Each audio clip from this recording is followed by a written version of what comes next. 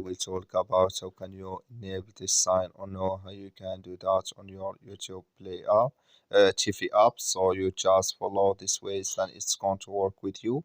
All you have to do in first, you just go above your photo profile, click on it. So then it's going to show for you a list like this here. Then you click on settings. So then you come to next step here. It's going to show for you like this. You click on sports here, just click on it. So then you come to next step here. It's going to show for you like this. You come here to connect invert.com fantasy football. Click in this sign. So then you click here on connect here.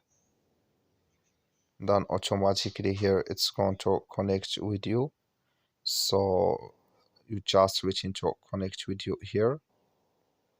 So then it's going to show for you like this. You click here on allow here. So then automatically here when you click on it, it's going to connect with you on your app. So that's all. Thank you for watching. Don't forget to support us by liking, subscribe. So that's all. I wish you a great. So thank you for your watching.